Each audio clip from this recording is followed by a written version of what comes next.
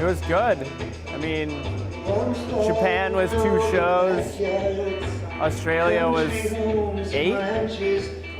No, It was 10. 10 shows.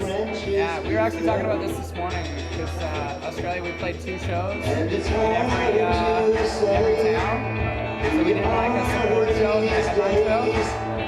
It was busy. It was really busy, but we had to we fly to every show for in Australia because they're spread out apart and they just only played major cities. So yeah. Is there any place that you guys want to go back to right away or go to that you haven't been before?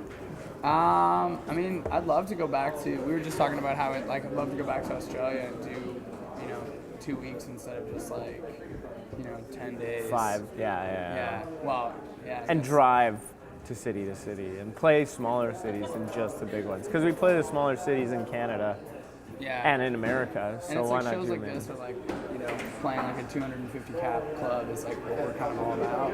So for us, I'd rather do that in other countries too. Yeah. This tour just started. How's your thoughts so far? Good.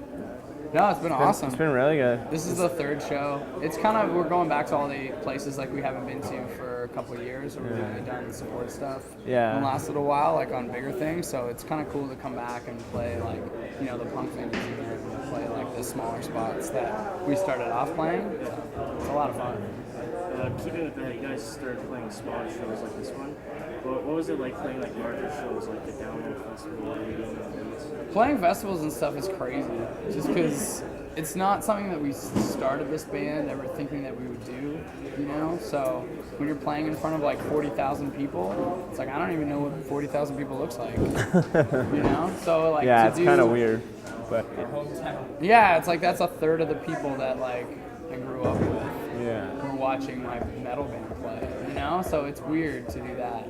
But it's awesome at the end of the day. It's fun. It's really different though. You're very removed from the crowd. So if they're not that into you, it's really awkward. Oh yeah, a huge barrier. And then you're on a stage that's taller than anyone in the world, maybe.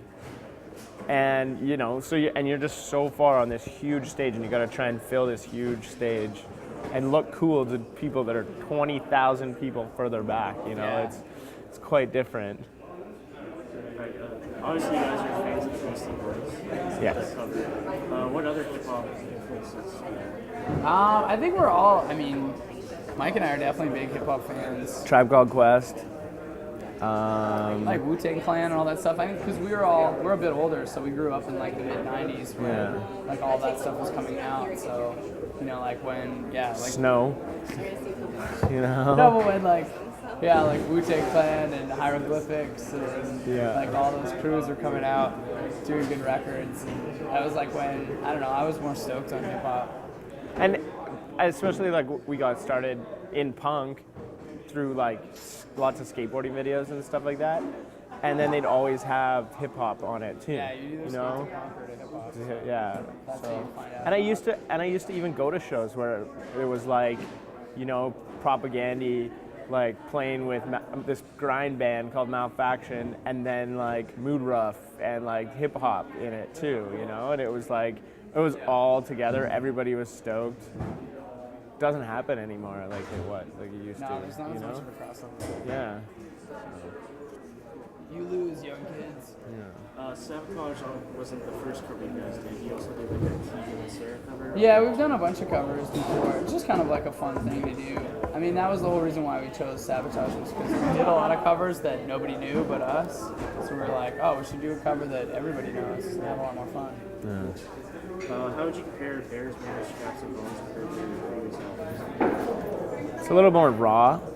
It's a little more. Yeah, it definitely sounds a lot more like we do live, in terms of being gnarly and heavy, loud. I think for us, we always had a problem with that, with studio albums, because it's just such a completely different thing. It's gonna get really loud in here. Yeah. Yeah. All Okay. right. the album's been out for 7-8 months, and you guys just released a live bonus version of it. In Yeah. the UK, yeah. 2 bonus tracks. Yeah, we recorded a live set on a record release show in London, England, and so it turned out pretty cool. And the record label was like, "This would be fun." So we were like, "Okay, cool." Put out a fun night. It's kind of cool because I think the whole spirit of like the new record is how much of a live album it is. So the fact that we have a live record along with it, it's kind of like you can compare the see. two vibes. Really Right. tell. Yeah, and it's fun. There's lots of like, I like all the crowd talking in between because I never remember what I say on stage, so it's fun for me to listen to that stuff. Man, I'm an asshole. Alright, so like, what's next for you guys? More touring. Yeah, lots of touring. Definitely until like next summer, we're gonna be on tour, and then hopefully write another record. Hopefully people will like it. Got to start thinking about that anyway. Come back on tour. More London. Always more London. You come for me, I die for you.